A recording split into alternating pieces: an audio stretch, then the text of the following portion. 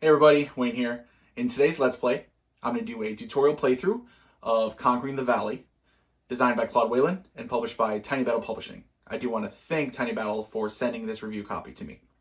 Now, this system uses the Shattered Union system, designed by Herm and Luttmann.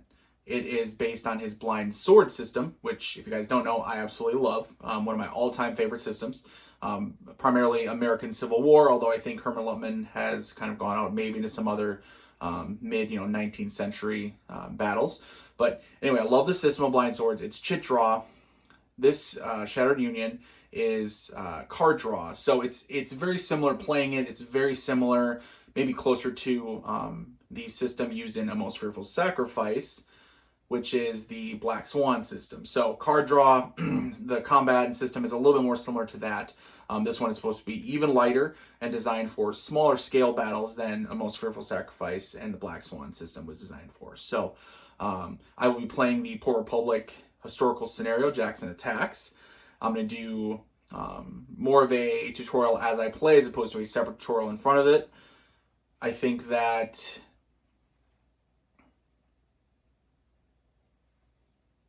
in addition to this video, I have a recon unboxing of the game, and of course I will possibly do additional playthrough videos, but I'll definitely have an overview and review as well. So let's get down to the table. Alright, so this video is going to be more of a teach and play. I'm not going to have really a separate tutorial. A lot of times I do a big overview of the rules. I'm not going to do that. I'm going to do it as I play, particularly through the first turn. Let's do an overview of the actual map and the scenario situation here. So with Conquering the Valley, right, it comes with basically two separate battles you can play, two separate maps. Battle of Cross Keys and the Battle of Poor Republic. So I'm doing Poor Republic, as you can see. Also, I'm doing the historical scenario, Jackson Attacks. What are you looking at? If you're not familiar with the battle, which I had some familiarity with it from just reading about the Valley campaigns, but certainly no expert, far from it. Still am not, right? But I did some reading on it. I've learned a little bit more. Again, one of the wonders of war games, historical games, right, is we get to learn about things and learn about civic battles. Maybe I love the American Civil War, but hey, there was a lot of battles from smaller to larger. So anyway, looking at it right now, I have it set up, initial setup. The point of this was you had Jackson and his forces. You can see down here the town of Poor Republic, down in the southwest part of the map here. They are attempting to cross. Now, he had to create a wagon bridge, which made traveling across very slow. You'll see that represented in the rules with increased movement cost to move across the river here. He then had his brigades, his regiments moving up the road, up the river road, heading towards the Union forces and the coaling here. Now, the coaling, I have the Union forces off the coaling. It's a big victory point location. There's several on the map you can see are marked with the particular counters. That is a huge one, as well as the hex next to it. Historically, because of the log jam down here at the bridge in the southwest, the Confederate forces moved pretty slow up here and were only able to attack in kind of piecemeal. Because if you actually look at the amount of units involved, the Confederates definitely outnumber the Union. I think it was something around 2-1. Don't quote me on that. Definitely outnumber them, though. On the map, these Union forces in the northeast of the map, that's all you're going to get during the game. Okay, that's all the Union player is going to have. Confederates, not only do they already appear to have at least an equal amount of units on the map, perhaps more, you have a few stacks of reinforcements that are going to show up starting in turn 4. Now, the beginning of it and the middle of the game, like I said, is going to be a lot of just trying to get the Confederates moved up. Now, of course, there's what happened historically, and then there's what you may play. You may maybe try to take your time, get the forces across the bridge, and build them up before you move. But then the Union's going to obviously be in a better defensive position, and maybe they will be more ready for you. That you're not going to have enough turns because you have 9 turns to get enough victory points to get the victory to win the scenario. So Union forces, yep, they're basically going to move out from here, set up their defenses, and kind of wait for the Confederates, which also, by the way, makes it a pretty good solitaire, I think, scenario, because really the Union's on the defensive. The Confederates, the rebels here, are really the only ones doing, true offensive actions. Again, other than the Union, hey, you may kind of choose your line. Are you defending farther up here? There, I know there's the Bauer Farm here. Are you defending this little deep run, this sort of creek right here, taking advantage of some of these woods? Or are you kind of back closer to where your artillery is set up? So you can see a ridge here that they put into the map. Historically, I didn't see the ridge represented in some of the stuff that I've seen, but it doesn't mean it wasn't there. It just means that I know when it comes to firing within here, these sort of hexes, the units can't really see each other on the opposite sides of this ridge, but the artillery up here can shoot. And that was a big part of the battle, was as the rebels pushed up, as Jackson moved his forces up, the artillery, Union artillery, is causing a lot of havoc both to the men over here, and then as men would appear out of the woods here and were charging and getting into, man-to-man combat up here. So, all right, I think that's it for a good little kind of overview of the scenario as we're looking at. I'll cover the actual rules as we play. I'll have some graphics pop up. I don't know if I'll do it for the full game just because it takes a lot of editing, but I'll definitely have it to start to help teach the game. So let's get to the actual playthrough. Sequence of play. First step is going to be the game turn marker phase. Very simple. You have your game turn here. It's on 0. We're going to go ahead and move it starting turn 1. I believe it was 5 a.m. to 11 a.m. was historically this battle, at least as in it says in the rule book. So starting very nice and early in the morning here, we get our forces on the move. All right, second phase is the command decision phase. Command decision phase is where you are building the deck of cards that you are going to use that are going to have the events that happen and also activation of your units. In the Shattered Union series, which is what this is, it's been tweaked a little bit from Black Swan, which was the big other card one that you saw with A Most Fearful Sacrifice, which is a very large, right, epic game. This one's much smaller, right, smaller publisher, although affiliated, smaller game, smaller production. So you have your activation cards, right, and you're gonna have your activation cards that have for the particular leaders from each side, so for the Union and then for the Confederates, and you're gonna have the random event cards. Now, what you do in this game in particular, you get to pick one key event for each side. So when you have your random event cards, again, you have the random events for Rebels, random events for Union. You pick one that you want, and they're going to grab 2 more randomly, according to the rules. Now, what I do is because when I'm playing solitaire, I want to do completely random. So I just go ahead and, I mix them up, and I draw 3 from each side, completely random. But just know the rules are you get to pick one for Rebels, one for the Union, and then 2 are random on each side. I'm going to go ahead and do 3 random each. I'll do that off camera. You don't need to see that. You get the idea. Okay, now, even more importantly here are your leaders and your actual activation cards. So, in this scenario, each scenario has kind of different rules on it. In this scenario in particular, you're going to pick out for the Union, they're going to have their CIC activation card, Tyler, right? So Tyler, General Tyler with the Union, he has his different brigades up here. I believe they all do have the TY in the top right. I don't know where that went. I'll put it back before we start. But all of them say TY on the top right. So it's very easy to, okay, no problem. Now, for the Confederates, you do have Jackson, and however, you have units on here that are EWL, right? EW. However, no worries, those are activated by Jackson. Just pretend they say JA like the rest of these here. So, for example, historically, if you know the battle at all, we have Winders, Virginians here that moved up were the first, which they are here, right? They're set up the first ones to encounter the Union, and they really got into a battle right around this area and started getting their butt kicked. Or maybe was it down here where the cornfield is? They may have, Union, I think, may have moved up that far. But then you have, for instance, the Taylor's Louisiana brigades over here, regiments in Louisiana brigade that moved up and then went into the woods, and primarily, I think there was some fighting over here in the main line, but they filtered through the woods and attacked the coaling directly through here. So anyway, with the Confederates, just remember that Jackson's going to activate them all. So for CIC, he doesn't have a it doesn't say activation on, or CIC, excuse me, on CIC activation on the bottom, because Ewell has CIC, I believe. However, like I said, he's not in it in this scenario. It's just Jackson. So go ahead and use Jackson's division. Use that card for Jackson for the CIC. Then you pick 2 So every CSE for each side. Then you pick 2 activation cards that you want based on orders. So if you know blind sword system, right, you just do activations and then you give the order to that particular brigade or regiment or whatever it is on that turn, right? So if you draw it and it's a chit, you do the chit, oh, here we go, I'm gonna activate Jackson, let's say. I'm gonna give the brigade, all of them, this particular order, which are maneuver, attack, defend. Now, this game, you don't do that, right? You have a card, you actually seed the deck with an attack, maneuver, or defend order card.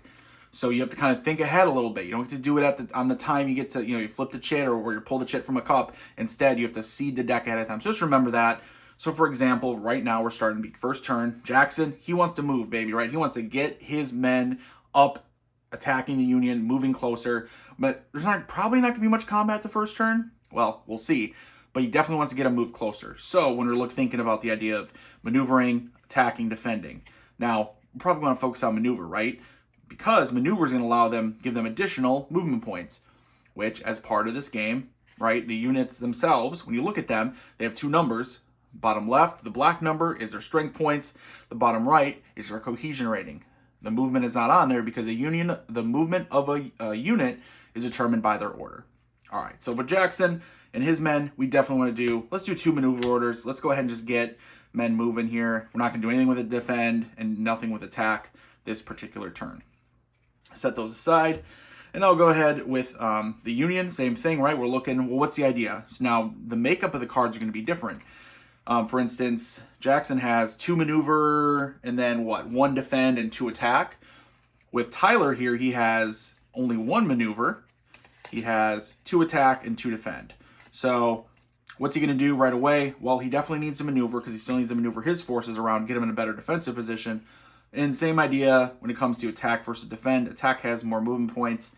Probably a good idea for him. So let's go ahead and do that. In addition to the activation cards for the actual formations, and then those event cards, which I will go ahead and do randomly off camera, you also have a fog of war and a friction of war. Those will also get added in. Get all of those together, and again, I'll grab the event cards, shuffle a deck up, place it aside, and that is your activation deck. You have now completed the command decision phase, and you go on to the held formation activation / CSE card phase, and then activation phase where you're drawing an activation card and going from there. So let me go ahead and wrap up the cards, find out where that cavalry goes, and we'll get to the rest of the playthrough. All right, turns out I placed him back where he goes. Wonderful, Wayne. And now we're in the activation phase. Let's start drawing. Okay, so we have our deck of cards right here. Use this little card holder. Another deck here. Place the discarded cards here, and then I'll probably put the extra sort of the extra of held event cards over here is probably what I'll do. And then I made this little broken, you can tell how fancy it is. Clearly I made it. This fancy little broken area here. Just, normally there's a little chit for broken area. This is for units that become broken in the game. You'd place that in an area and put the chits near there. So I created this myself. So patent pending. All right. First card. Let's draw. Go ahead and draw. Again, this is card driven, or not card driven, but a card draw instead of chit draw. So, all right, we have a rebel event, Murderous Volleys. Now, you see you can hold the card if you want. Well, in fact, you do hold this one because it can be used during fire combat. After fire combat dice are rolled, increase the result by 2 categories, which I'll cover that when we get into fire combat. Or it can be used for defensive fire. Before close combat dice are rolled, apply 1 additional defender advantage shift for any close combat with defending rebel units. And we'll cover that later. Or you can hold it for the default event. You can use it for the default event. So the way with this game, using this event, right, you can hold it for these 2, or you can use it right away for the default event. You can't hold the default event for later. So it has to be either use the default event right away, or hold for these 2. So now, do I think we're going to have fire combat later or defensive fire? They're pretty far apart. It's pretty hard to say. So it may just, let's go ahead and do a move 1 hex or issue fire combat. I know it's not a whole lot, but really, how much actual fire combat are we going to get into right now? So, famous last words, right? All right, so I'm going to go ahead and use it for the default event, and that gives you an idea that even if you look at the event and you say, I can't really use that, well, you always have something you can do. So default event, any one unit may move 1 hex or issue fire combat. Let's go ahead and I like to set them right here just to show this kind of what's activating what I'm using right now. Let's move a unit here. So 1 hex, huh? Well, let's start getting some of our, we have a lot of them up here actually. Let's go start getting some of our units closer together. And a Winder here. He's got this poor, what is this, the 33rd Virginia up here. Let's go ahead and move him 1 hex closer. So simple, easy. There we go. Discard the card. Draw the next one. Very simple. Okay, Fog of War. Okay, so this was one of those special ones I seeded. Fog of War, any player rolls the red and white dice and applies a result indicated below. So you can see the game has 5 different colored dice. They will all come into play pretty much every turn. So in this case, red and white. You look at the red first, so you're going to read that. And it comes with a CRT as well, as you roll the red and white, and you read the red first with results from 11 to 66. Same thing on the card here, 11 to 66. So red and white. So 43. Look on here, 43. Fortunes of War Union. The Union player takes the Fortunes of War marker. Fortunes of War marker here. Flip it over and you can see. Reroll all the dice. Okay, not bad. So what I like to do, I like to set in the area over here for Union, you know, for 2-player game. Hopefully you just remember you have it. There you go, very simple. Discard the card. On the next one. All right, another event card. This is another Rebel event card. Redeployment. Excuse me, you can choose one, play immediately or play immediately. So remember the other one was you could hold it if you wanted. This one you're gonna play immediately. Move a group of Confederate infantry units only from the same brigade that are stacked with or adjacent to at least one other unit of that same group up to 7 movement points. That includes reinforcements that are arriving this turn and at the same hex. No reinforcements this turn. Play immediately. Move 1 single unit up to 7 movement points. That includes reinforcements. Or, right, the default event, any one unit may move 1 hex or issue fire combat. Well, let's see what we got here. We want to try to use, I think, move a group of Confederate infantry from the same brigade that are stacked with or adjacent to at least one other unit, same group, up to a group of Confederate infantry. Okay. So, stacked with or adjacent to. Let's see, what do we got for infantry? So we have Winder here, but we have infantry, artillery, infantry, artillery, infantry. Causing me trouble here. Or, I think we have some men up here. We have, Taliaferros, probably Taliaferro, his brigade up here. And then we have obviously Taylor's brigade here together. So we can kind of look at what we want. I think we could probably start getting Taylor's brigade a lot closer. So move a group of Confederate infantry units from the same brigade that are stacked with or adjacent to at least one other units of that same group. So you get a whole sort of group of them together. But I think we can move 2 hexes worth of units. What do you think? Think so? I think we should move up here. These, look at that. Haha, we have 4 stacked together. Yeah, Telefaros. Let's go ahead and do them. So 7 movement points. Now, hex encounter game, right? By hexes, by terrain type. Here we have a main road here. That's going to be 1, or it would be half. However, it doesn't say that we can do the maneuver. So if you use maneuver order, you can do half a movement on major roads here. However, unfortunately, it doesn't say maneuver. It just says 7 MP. So we're going to have to say, okay, we can't do that. It's just going to be 1 per. And then obviously, if you go up elevation, it adds an additional. If you cross over the bridge, that's going to be a whole bunch. So we'll figure that out when we get to it. So for right now, we're going to start moving them down the road here. Moving them, we're going to cross into Port Republic, and we got to cross over the bridge because you cannot cross the river, the North River, or the South Fork of the Shenandoah River at all with your units. You got to cross right here. And that's what created that bottleneck historically, right? So we go ahead and move them here, and we can do 1, 2, and you can move, as long as you're on a road, you're not in the woods, you can move through other units. 1, 2, 3, 4, 5, 6, 7. Beautiful. And now they're poised to cross over. That's not too bad. 1, 2, 3, 4, 5, 6, 7. And then same thing here. 1, 2, 3, 4, 5, 6, 7. And 1, 2, 3, 4, 5, 6, 7. Oh, that was a beautiful card for the Rebels. Really nice one. Perfect. Okay. Next activation card. Oh, here we go. So now we have Jackson Division. So he gets Jackson. Now this is a activation card where you roll a die, And see, on a 1 to 3, he activates 1 brigade. On a 4 to 6, he activates 2 brigades. And whatever brigades are activated, they will have the maneuver order plus with march order. What does that mean? It means that they can do that half a movement point on a major road here.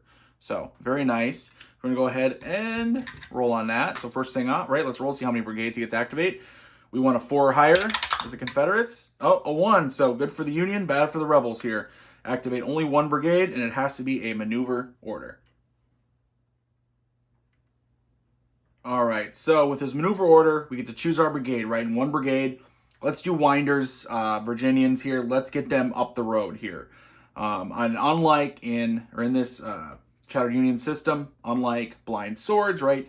The artillery, they don't have their separate phase. They activate with their attached leader, division, brigade, etc. Just it depends on the scenario, depends on the rule. With these, you're going to be able to easily tell who the artillery are going to activate with. So, all right, so let's get Winder's men moving here. 7 movement points and a march order, so they can move pretty dang quick if they want. Let's get them moving up the road here. So we got the River Road. This is where it is half a movement point on the road. You still have to mind elevation changes and things like that. So let's start off with the infantry. He has 7. That's a half. That's 1. That'd be 1.5, but he's also going uphill. Actually, no, he's not. He's going downhill, which is no negative. So 1.5. Crossing over. There's no additional cost for crossing the creeks at all. So all the little ones are little creeks. So that's now at 2. Now he will go ahead and go uphill. So 2.5 plus 1 for going uphill. That's 3.5. And he goes uphill again. So that is 4.5, 5. So at 5, let's see. Which, by the way, crossed through this VP location. So we'll go ahead and flip it over. He's at 5. We don't want to overextend. We definitely want to get up there, right? So let's go ahead. And then he's going to go off-roading a little bit. 6, 7. And he'll stop here on the top of this sort of ridge here. Okay, beautiful. All right, now artillery. And now he is going uphill, so half a 1. So 1.5, right, with the elevation. 2, 2.5, 3, 3.5, 4, 5, 5.5, 6.5, and then he can, will she stay here though and work his way over there? No, and he'll go down here for the 7. So, all right, I'm going to finish moving all of Winder's brigade. All right, so I finished the maneuver order with Winder's brigade. Except for over here, totally forgot him. 1, 2, 3, 4, 5, 5.5, 6, 6.5.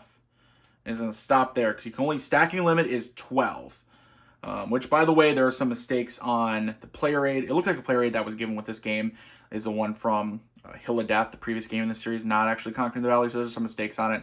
I've marked up my copy so I can have the correct numbers. So stacking is, I think in that game was 25 SP. It's only 12 here, so he can't go any closer because he can't stack that high with him. So, okay, yeah, everyone is moved. I'm glad I remembered seeing him. I spotted him over there right when I said I was done. So watch out for those units that are off in the middle of nowhere. Okay, very simple. Done with that card. So on to the next card. So once you know the rules, right, and you're playing, it starts flowing pretty quick. Combat obviously is different. We'll get to that. So. All right, next card, Tyler. All right, so here it's the Union turn, not just sitting around. Tyler gets to roll. Let's go ahead and roll his 1d6. He wants a 6. Get a 6, get a 6. Only a 5, so he activates 1 brigade. And if you notice, this is the CIC activation. There's no order listed. He gets to pick the order. What's he going to do?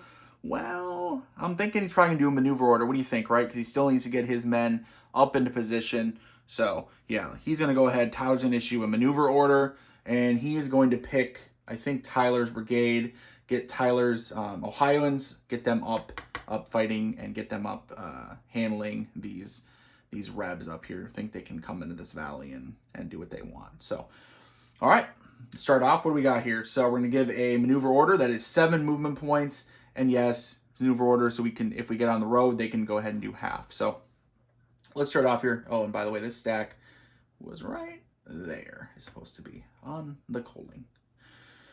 Okay, Yeah, let's go ahead and start maneuvering our men here. So they're going to go ahead and cross over. That is, so entering the woods from the side. He's not on the road at all. Unfortunately, he's going to be two movement points. Now he's going to start maneuvering on the road here. So that's 2.5, but then he went uphill, right? So 3.5, 4, 4.5, 5, 5.5, and then he'll do 5.5. Should move up there. Well, he can't. 5.5 here, right? 5.5, 6, 7. Oh, I wouldn't be able to stack with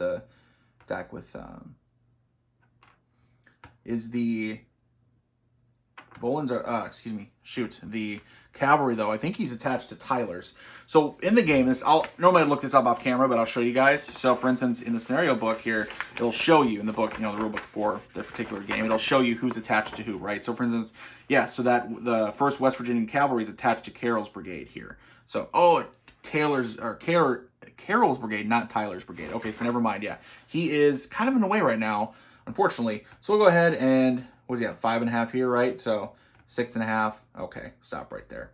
Okay, and then we're gonna go ahead and start moving the rest of Tyler. I think let's go ahead and move Tyler's brigade, kind of move him out, use the road to kind of maneuver down, and start maybe spreading out this way a little bit if we can. I'm gonna go ahead and do that off camera. All right, so the Union, we got our Tyler's brigade, the Ohioans up here, moved up here near the ridge, on the ridge, maneuvering to block off the rebels. We have the Union here, right, has the woods that they're kind of at their flank, so they can draw a line here to the river, impassable river. They have a pretty good line here. Maybe get Carroll's brigade moved up, covering the artillery here and blocking and covering in the woods, maybe. Maybe, that's an idea. So, beautiful. All right, good job there, Tyler. On to the next card. Let's see now who gets to go. Oh, back to the Union, or stays the Union, I should say. Redeployment. Oh, this is the same one that the Rebs had. So move a group of Union infantry units only from the same brigade that are stacked with or adjacent to at least one other unit of the same group up to 7 movement points. Or move a single unit up to 7 or the default event. They're going to do the first one there. Move a group of Union infantry for sure. So what, 2 stacks, right? So from the same brigade they're stacked with or adjacent to at least one other unit of the same group. All right, so let's do these 2. And that's my interpretation of the event. I may be wrong on that. Please, Claude Whalen, Herm, Luttmann, anyone else who knows better. I feel like it's 2 stacks, like 1 stack and then another stack, but maybe I'm wrong. So tell me if I am, please educate us. All right, so let's do these 2 because they're kind of in the rear here. We want to get them moved up, so it's 7 moving points, right? So we'll pick I can't read them from this far away. Was it 7th Ohio Regiment and 29th Ohio? Sorry, men. Let's go ahead and get them moved up. So 1, 2, 3. We'll stop there. Yeah, they don't want to get too close. Well, I think the Union here is going to go ahead and use this creek here because it does give I think it gives an advantage on the close combat. Yeah, like across a stream or a creek. I think it does give. When it comes to close combat, at least. It's something, right? Okay, and then these men here, they'll go ahead and do 1, 2, 3, it would be 4, 5. Yeah. Now, remember with well, this is up to 7 MP. It doesn't say whether it's maneuver order or not, so I guess it's not technically. During maneuver order, you can't engage the enemy, which engage means moving adjacent to them. But we're not doing it anyway. We're standing strong. Yep, that's what we'll do. And what we'll do is hopefully Tyler can get his other brigades moved up here, create a nice little line right here, keeping those damn rebels across, keep them away. So, beautiful. Okay, I think that's it for the redeployment. Yep, on to the next activation card.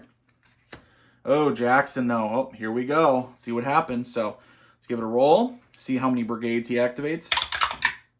5. Okay, so he gets to activate 2 brigades. And now this is, he gets like two brigades and there's no orders written on here. This is his CIC card, basically. He's going to get to give any order he wants to his brigade. So, what's he going to do? I mean, he wants to move his men up here, but he also wants to, get into combat here before the Union's set, maybe, right? What do you think? So, I think that's probably a good idea. Let's go ahead and we'll do 2 orders. We'll do a, let me check to see if they have to be the same or if they can be different. All right, so it's one order for both brigades, right? So, well, whatever you rolled, which you rolled for 2 brigades, so it doesn't have to be the same order for both. And another thing I just want to make clear, when it comes to the activation cards, unless it says play immediately like the events, you can hold them technically. I don't often find I do, that's why I just have been like, I play it. Usually it fits, but there may be a situation where you have your CIC, which can give any order. Then you also know you have like, say 2 attack orders. But you do want to use the CIC for a maneuver, and then maybe draw an attack order, and you're just like, you know what, I'm gonna hang on to that. So technically you can. I just don't usually do it. So just FYI, guys, if you're wondering like, oh, so you just automatically have to play that. Technically you don't, which is a big part of it, right? Again, may not want to. Maybe the rebels could say, you know what, we don't want to use Jackson right now. We want to see what the Union's gonna do, which would be a terrible idea, I think, in this particular case, right? But there will be cases, right? Maybe battle line was drawn, Union were steady, and they had a card, and they're like, you know what, let's just hang on to that and see what the rebels do first. So in this case, though, we're definitely going to go. So we have 2 brigades we get to activate. They do have to be the same order. Let's do, should we do an attack order? Should we just kind of keep maneuvering? Yeah, no, let's do an attack order. I know I want to get involved here, right? So, all right. So we're given attack order. Start off, go ahead and do, actually, you know what, before I forget, let's just do the attack order and give it to Taliaferro here and get his men moving. So attack order is 5 movement points. And on the cards you can see, so if you ever forget, I mean, the cards have, the ones that have the chosen on there, right? I don't give you the information. But for instance, I'm giving attack order, 5 movement points. You can engage, you can move adjacent. May fire combat, may close combat, may not regroup. So basically do everything except to regroup. All right, now following the sequence of play, keep in mind that when you do, you do like an order like that and it has available types of combat, unlike most games, fire combat comes first, then movement, and then you can do close combat. And then regroup would be last, not an option when you do the attack order. So, giving an attack order, first off, let's start with the Taliaferro's brigade down here, so we just kind of get them moving so I don't forget. Mainly so I don't forget. So 5 movement points. Now the downside here is that it takes 4 movement points across this ford because the river was swollen and there was only the wagon bridge that Jackson had built. So it was very slow. Again, that was why it took so long to get all these rebels up here. So basically it's going to be 4 movement because it's 3 for the bridge and then 1 moving, or 3 moving across and then 1 for the actual movement into the clear terrain here. So that's why it's 4. So 4, and they can move 1 more, 5. 4, 5. Let's go ahead and do 1, and then 4, right? 5, 1, 4, 5. So basically just get them moved across the bridge. You can see how it really clogs up the works here. Now for the 2nd Brigade, let's get Winder's Virginians, get them involved in this battle. Now, first off, they can do fire combat. Now looking at what we got here, what I'm seeing the best option for the fire combat. Now, infantry, they only have an effective range of 1 hex, so basically adjacent. They can fire 2 hexes away, but it's long range, so it's just not as good. So the only infantry here that can fire combat at the Union is Winder's 2nd Virginia right here. Yep, 2nd Virginia. He can go ahead and fire. Now he has, it's right along the hex line here. This ridge would maybe block it or would block it, except it's right along the hex line, so he's going to be able to attack him. If you do, I think it's going to be obscured though, because if you do line of sight along the hex side, be clear and obscuring or blocked, it's obscured. Yep, so he will get it. He would be an obscured shot. But also can see here we have Winder's Allegheny artillery. They got a pretty clean shot at Tyler's 29th Ohio here, so I'm actually going to skip firing. These infantry are not going to fire in fire combat, but the artillery is going to fire. All right, how do we conduct fire combat? Not too difficult at all. Just have to kind of follow the steps through. So, what are the steps? First off, I want to go ahead and find the range. 1, 2 hex. So 2 hexes away. The range for mixed artillery for this particular battle. You can see there's a letter next to the artillery number here, the strength points. Same thing up here. You can see the letter next. So the R, rifled. S, smoothbore. For the rebels, their artillery is M for mixed. They had a mixed group of artillery. I think all the artillery is mixed in this particular game or scenario. So you check the range. Check range for is 1, 2. Mixed artillery, they have an effective range of 1 to 4, long range 1 to 5 to 9. Very easy, so it's gonna be an effective range. Not one adjacent hex. That would be canister range, which would really mess up the Union here. But nope, not that close. So, all right, now you look at line of sight. Here, obviously, super simple. There's one hex of clear terrain in the middle. He's not in anything. He's not in anything. It is like a super simple combat, checking for line of sight. Remember I mentioned if this Winder's 2nd Virginia had fired, because it's a hex line and one side is obscured or blocked, it would have technically been obscured line of sight. He could have fired, but at an additional negative. Anyway, we're doing this one, so line of sight is good. Okay, now in this game, you want to check for ammo problems. So you roll the black die, and basically you're seeing, hey, is the ammo going to be good here for the rebels for the firing hex? Roll a 3, no effect. A 1 or a 2 would have given an advantage to the Union. But we rolled a 3, so no worries there. All right, determine, well, technically would have determined firing strength points, which it's only 1 unit with 4. Too bad that artillery's not up here. We had 12. Whoo-wee. All right, so as a 4, he's going to go ahead and be firing here. Now you want to check for combat advantages. Those are going to be things like, is he on a higher hex? No. A higher elevation, right? No. Is the target mounted cavalry? Nope, it's infantry. If it's artillery, is he 1 hex away, so adjacent, and he gets to fire canister? No. Is he on a defend order? Also no. You want to check for, is it long range? It's not. It's effective range. And then the target hex here. Is it obscured line of sight? This one is not. Is he in cover? No, and there's no ammunition problems. All right. Figured all that out. Not too bad. Now let's go ahead and roll the dice and see what happens. So you roll the red and white is going to be for the CRT, and then the blue and gray are going to be for the cohesion rating differential. I know we're probably like, what are you talking about, Wayne? Don't worry, it's super simple. Let's go ahead and roll. All right, first off, the red and white, let's check them first, and then we'll check the differential. So we set them, just gonna set them aside. Don't even worry about it right now. All right, so now we know we had 4 strength points. So on a CRT, it's very, very common, right, of pretty much every war game ever made, especially hex and counter ones, right? 4, check the 4 column, or 4 to 5 in this case. And you're going ahead, and if you look at the very left, you have the red and white column. We rolled red first, 62. So go ahead and check on the 62 and slide her over to the 4 to 5. You get a yellow R. R is routine. You're going to do a routine cohesion test. So we go down to that fire combat cohesion test table. This is where you look at the gray and blue. And then you're also looking at the actual units. So the rebel artillery has a 4 cohesion rating. You add his die roll of 2. So he has a total of 6. And then you look at the Union, he has a 3, and then you add his cohesion rating, cohesion rating of 3, and you add his dice roll of 2, that's 5. So 6, and then you determine the differential. So 6 minus 5 is plus 1. Differential is plus 1. So check the fire combat cohesion test type, find the plus 1 row, go over to under the yellow routine, you see SH/SK1. What are those? That means with the slash, it means the defender gets to pick. Do they want an SH, which is shaken? Which is shaken is a shaken marker gets put on them.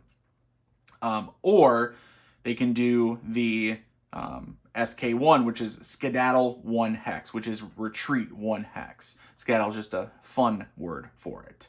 They get to pick. Do they want, the minuses, or do they want the skirmish? The skedaddle, they got to retreat.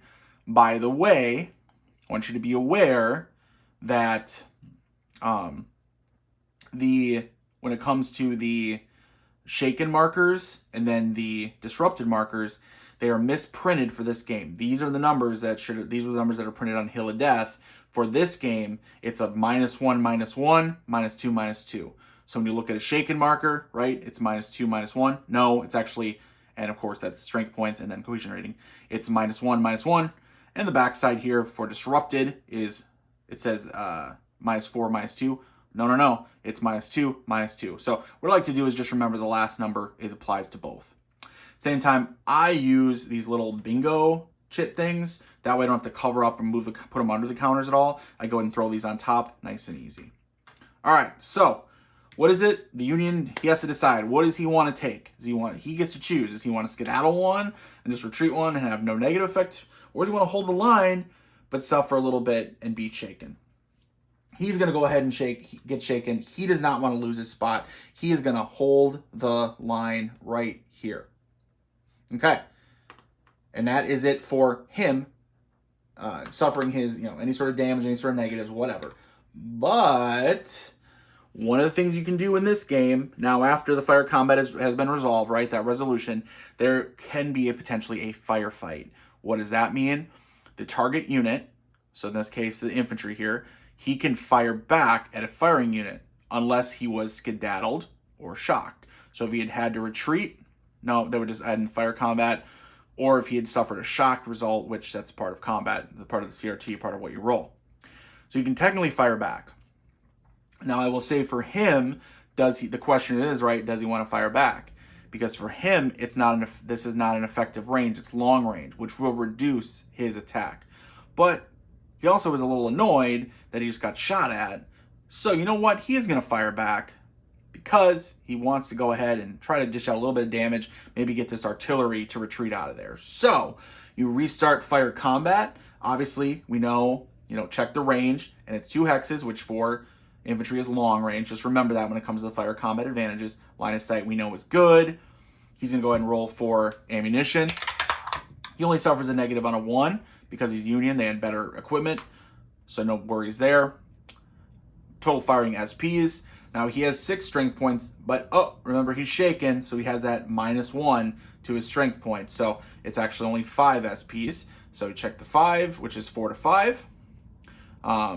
You go ahead and get the the advantages or disadvantages in this case. So higher elevation, no. Mounted cavalry, no. Artillery canister, no. Defend order, no. Target hex is in long range though. So in his 4, which it's 2 shifts to the left. So his 4 to 5 now becomes a 2. Maybe he shouldn't have fired back. Oh well. Now go and roll. Remember red and white. First off, so you check 55 on the 2 column, and 55. 55. He actually is shocked. Fire combat. So what you do is you use the 52 to 54 row, which will be at green or easy fire cohesion test type, plus it's shocked, so it stops the combat. So it actually works out for them because they're going to get to potentially do some damage to their artillery, but the artillery will not be able to fire back again and kind of keep it going back and forth. So because if no one rolls doubles, it's going to keep going. It could keep going back and forth. So, all right. It was a 55, and then it was 5 and 3. So, right, so we have, it's going to be on easy, so we check the fire cohesion test table. Now we have a here and here. So, for the Union, they have a 2, because remember they're shocked, so -1. 2 plus 3 is a total of 5 cohesion rating. And the Rebel has 4 plus 5, 9. So, 5 minus 9 is -4. So you check the easy or green, and you look for the -4. What would that be? NE, no effect whatsoever. So, too bad for the Union there. And then because they're shocked, that fire combat does stop. All right, that's it for the back and forth. That was the fire combat here. So that was, we did, and remember we're still activating with Jackson, right? He gets a 2 brigades. So we did the fire combat here, and that's all resolved. No more of that. We decided not to do anything here. Everyone else is too far away, or has maybe line of sight blocked, etc. So we finished up the fire combat steps. Now we go to the movement step. Here's where they get to use their 5 movement points if they so wish. I think what we're going to do is we're going to go ahead and have, let's get Winder 2nd Virginia here. He's going to go ahead and move down and get in front of the artillery here. And that is his 1. He is now, and then now he's engaged. So he could disengage, takes extra movement, etc. He can't slide laterally though, so he has to stay right there, which is fine as we wanted to do. 1, 2, 3, 4. Ooh, yeah, a little tricky there because now we are in the woods here, a little bit of woods.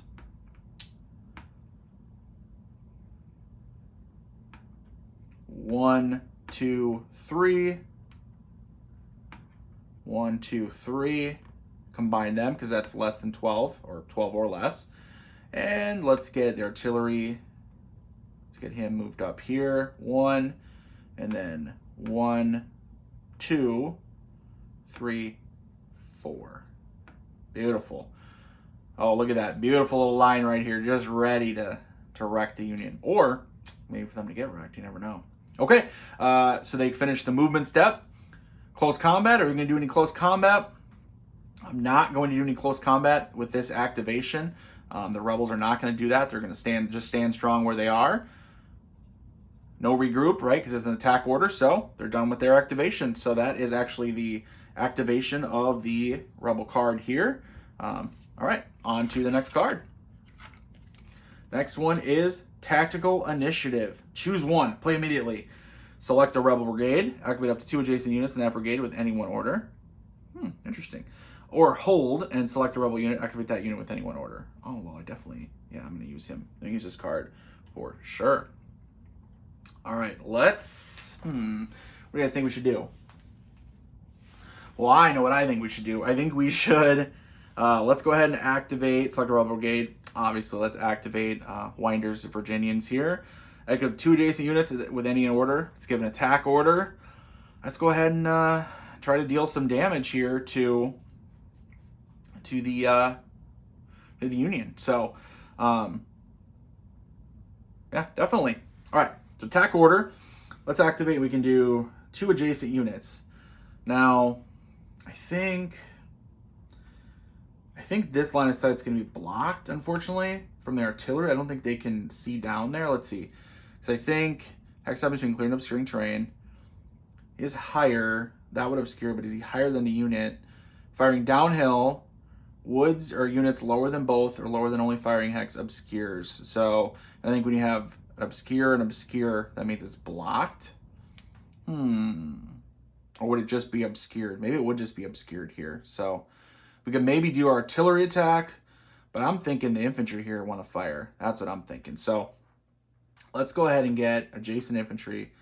I know it only says, what does it say?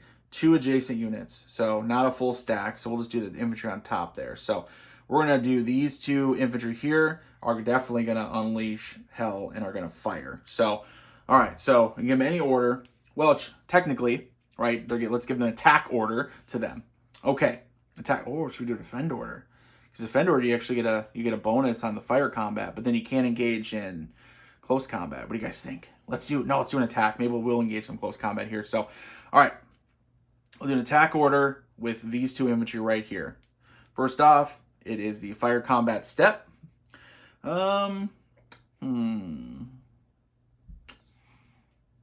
go ahead and combine our SPs. So, check range. It's adjacent, so effective range for infantry. Check line of sight. It's adjacent, so no worries, line of sight. And then we have 9 plus 6, because we're going to combine them into 15 strength points. So you check 15, you're going to be 15 on the CRT. Let's go ahead and check for ammo problems. It's cocked die, we got to reroll. 5, no ammo problems, beautiful. 15 SPs, check for firing advantages. Higher hex, no. Target mounted cavalry, no. Artillery, no. Defend order, no. Not long range. And then the defender here, he's not an obscure terrain, he's not in cover, and there's no ammo problems. So it's a straight shot on the 15 column, or 13 to 15 technically. Let's go ahead and give it a roll. All right, so 35, and we'll set these aside. All right, so 35, check 35, and then go over to where we at, 13 to 15 on 35. Yellow routine, almost was tough. So yellow routine, and now we check the actual cohesion rating. So cohesion rating is going to be 5 plus 2 is 7, 3 plus 4 is 7, so equal. So just 0 is going to be shaken or skedaddled 1. He doesn't want to retreat, so he is going to take the shaken marker. And then he can decide, is he going to fire back? He does want to fire back. The Union does want to fire back. The Union infantry here. So he engaged in a little firefight here. So he's going to go ahead and fire back.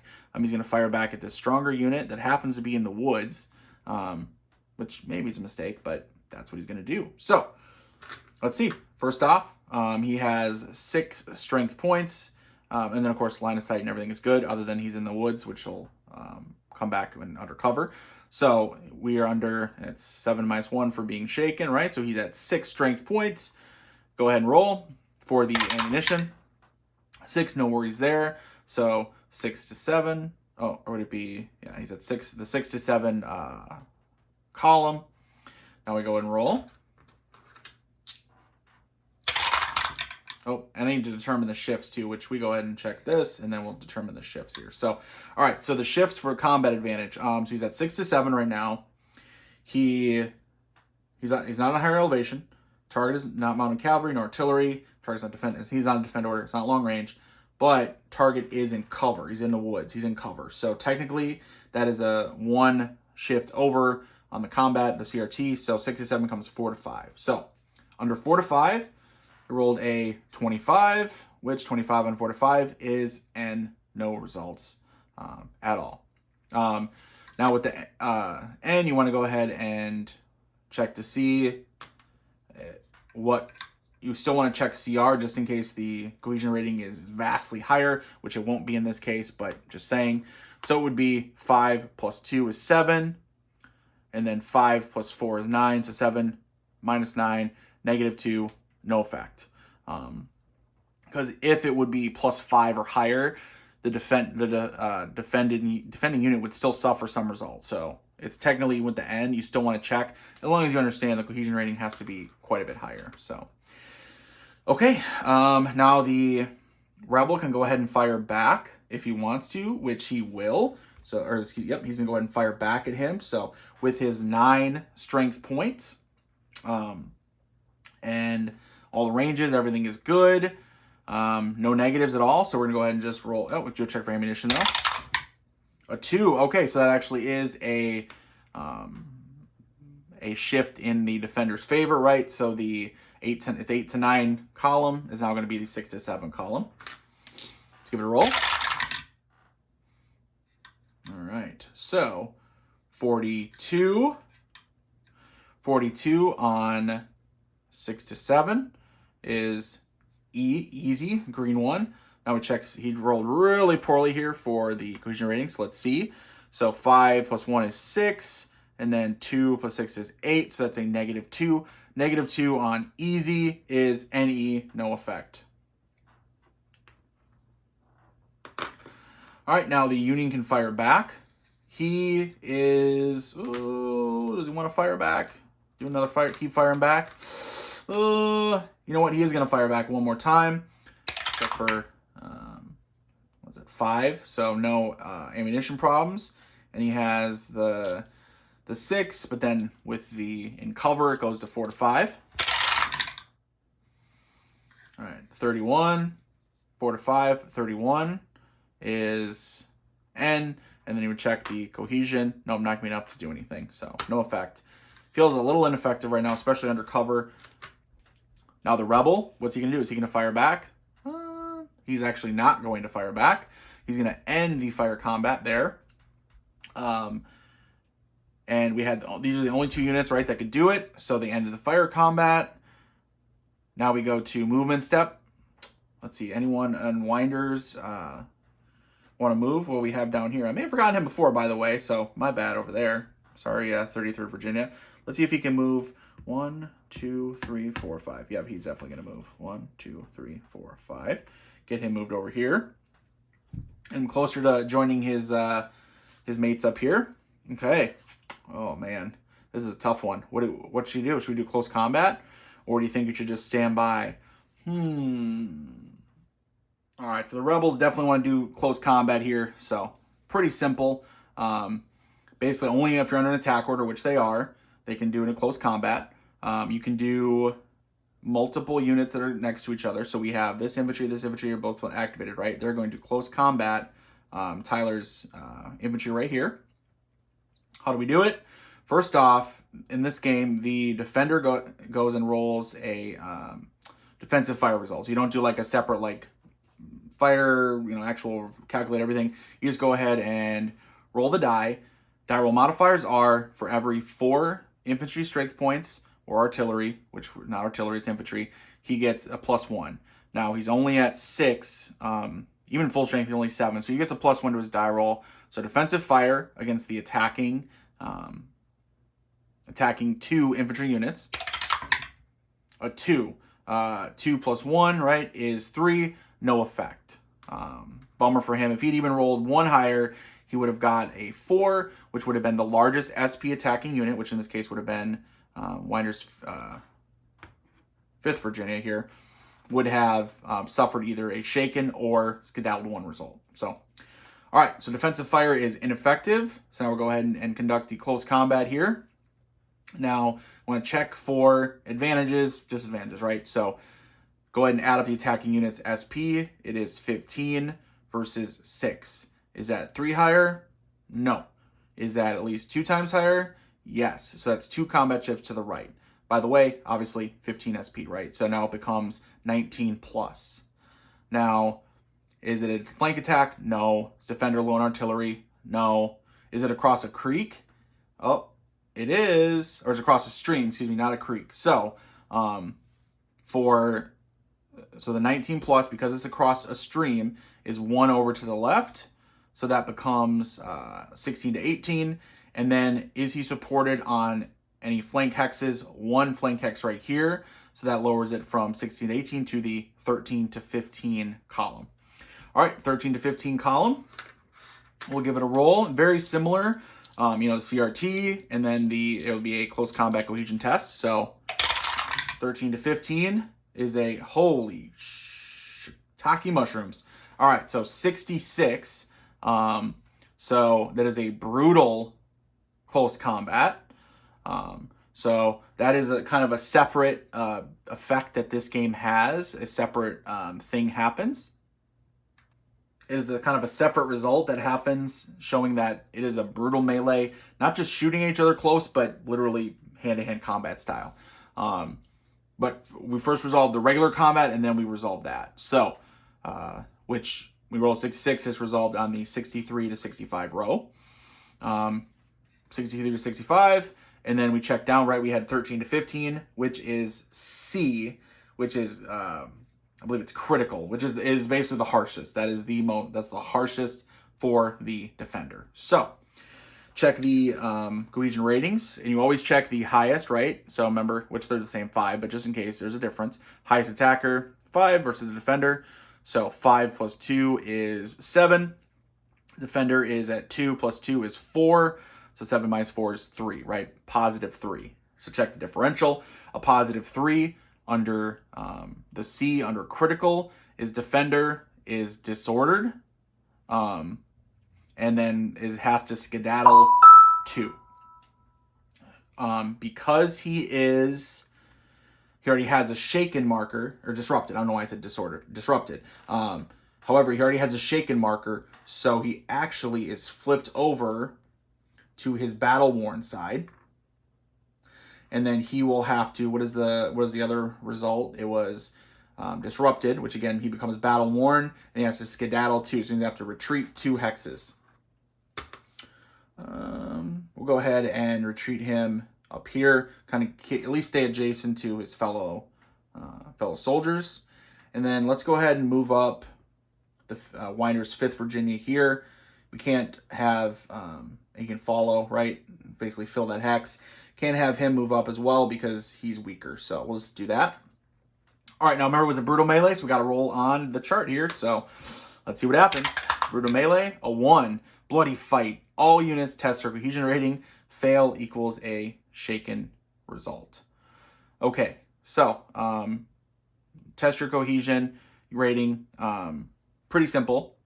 You're going to roll against your cohesion rating, right? So his is only a 2. I'm not laughing at him, just like, this is brutal. So let's go ahead and check, obviously. Let's check the 4th Virginia here, so he's involved in the actual close combat, right? So he's a 5, so he has to roll a equal or less then, so 5 or less. 2, he passes it. Winder's 5th Virginia, 5 or less. He passes it. And now the Union, the poor 7th Ohio here, 2 or less to pass it. Oh, he succeeded. Good for him. Good for them. Standing strong. They got hurt, but they're not done. They're not out of the fight yet. Okay, that was kind of a brutal little close combat there, but okay. That's it for that attack. Remember, we had given the attack order, with the tactical initiative card, so we're good there. Discard that. Ooh, that was kind of brutal. All right, on to the next activation card. Ooh, Union, murderous volleys, hold. Okay, so it's either after fire combat, they can increase result, or defensive fire, or they can do the default event. Let's see.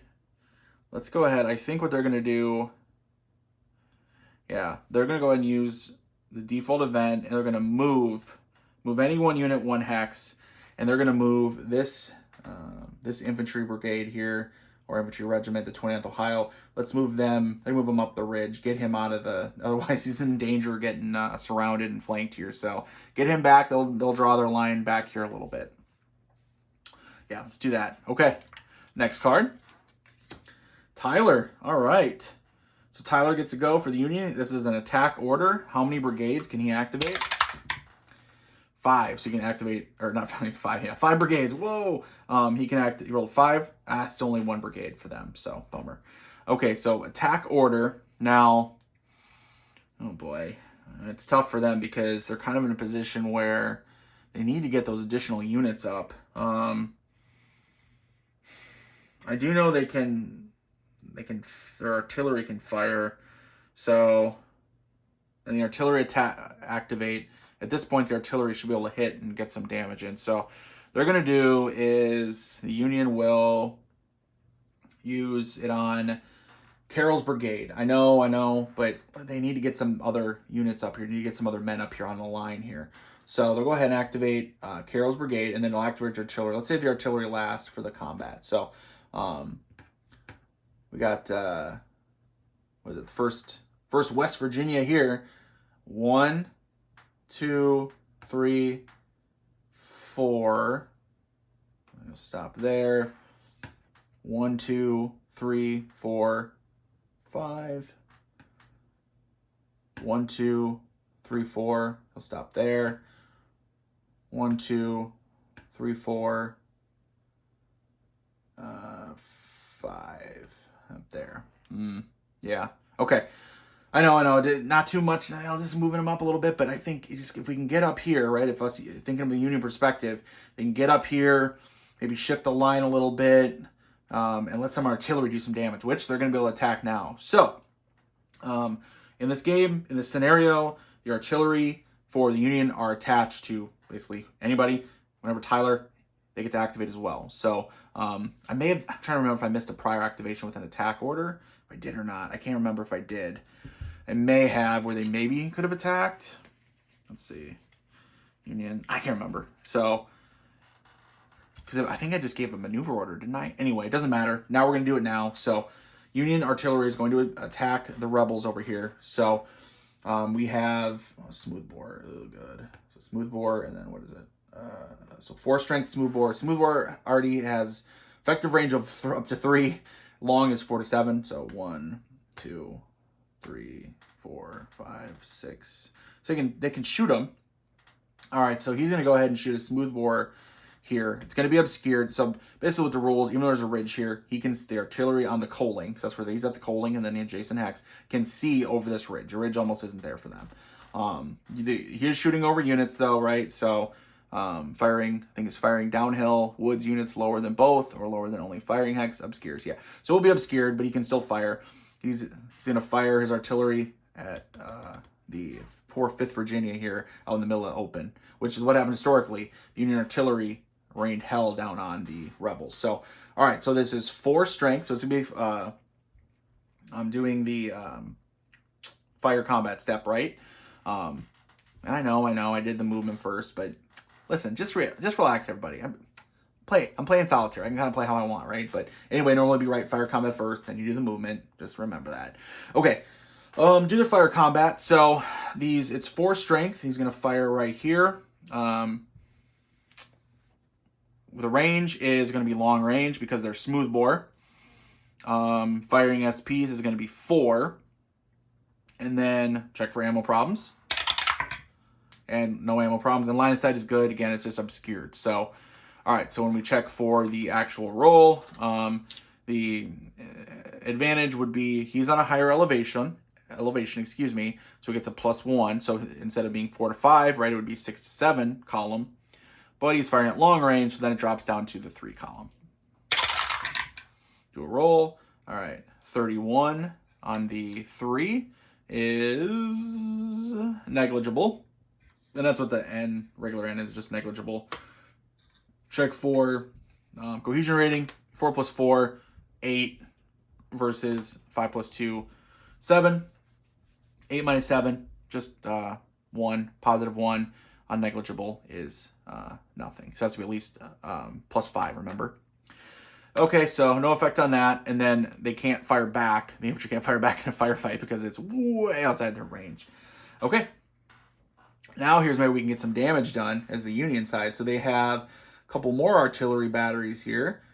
6 rifled. That's a total of 12 strength. Oh, baby. And rifled is effective up to 5. So 1, 2, 3, 4, 5. Oh, wait.